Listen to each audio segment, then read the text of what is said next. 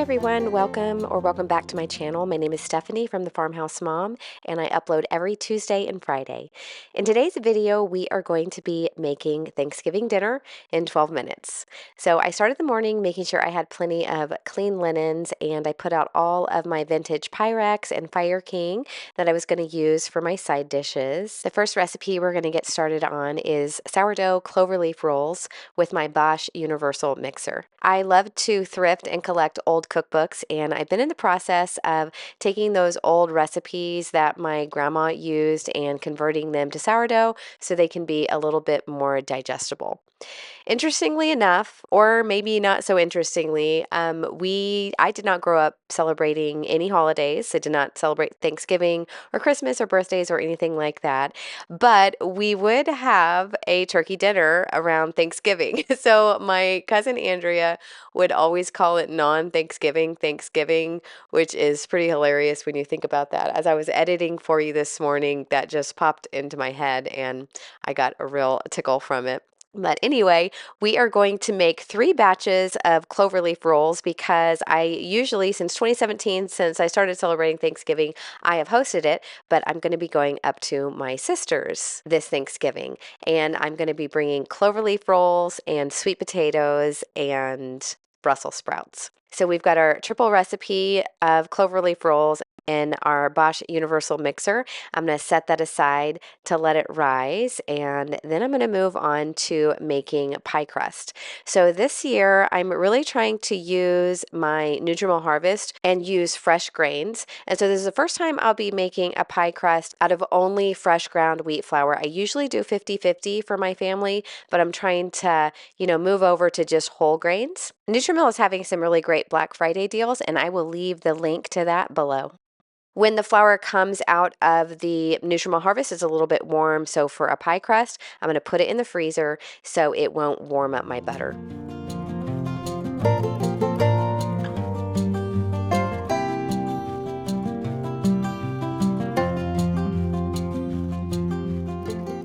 I decided to use my Bosch Universal Mixer for my pie crust too. I figured this stainless steel bowl would keep my butter a lot colder than working it with my hands. And so I just used the pulse function and I got it together where it was nice and crumbly. And then I put it out on the cold counter. I had a little cup of ice water and I just kind of sprinkled that on there until it came together. I wrapped it up and I put that in my sourdough refrigerator and then started making the sides.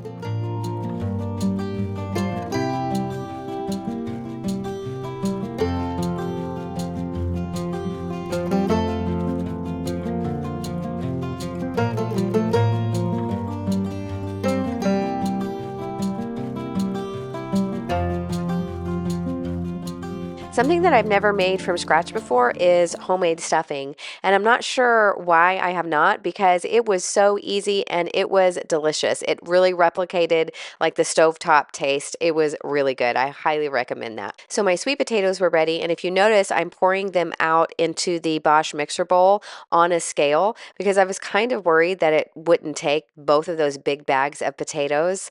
But I started mixing it. I used just the bread mixer because the potatoes were so soft and I kind of like a little bit of lumpy. I don't want it to be like super whipped.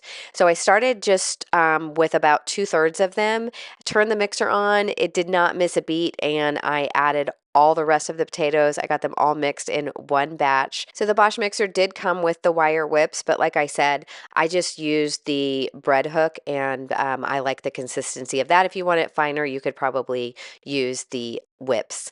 So I started taking out the mashed potatoes because that is what I'm going to freeze to take to my sister's. And then I got a small dish for us. And the boys were so sweet. They went out and collected several 5-gallon buckets worth of black walnuts. We have a ton of black walnut trees and they cracked them open so we would have black walnuts to put on top of our sweet potatoes. Next, I did my stuffing. I put a cast iron skillet in the stove. I put a little butter to melt, and then I put in my chopped up bread cubes and tossed them, put it back in the oven so they could get nice and toasty.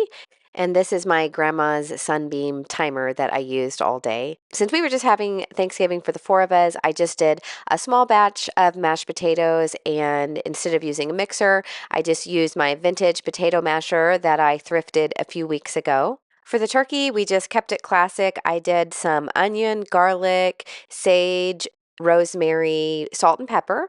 And instead of a turkey bag or a turkey roaster, I tried it this year on a large pan with racks.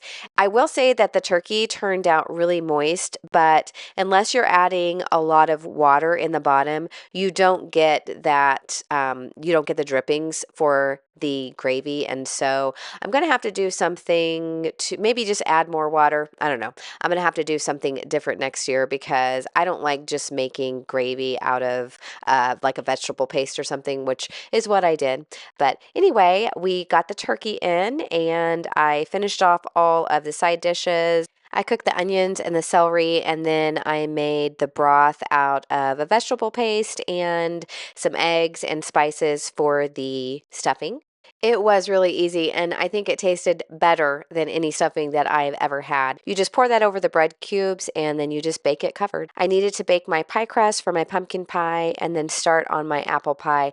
I did make my pumpkin pie from scratch, but my apple pie, I get those organic cans of pie filling from Walmart, and they're really good, and it just makes it easy to have an apple pie at any time. So I like having those on hand.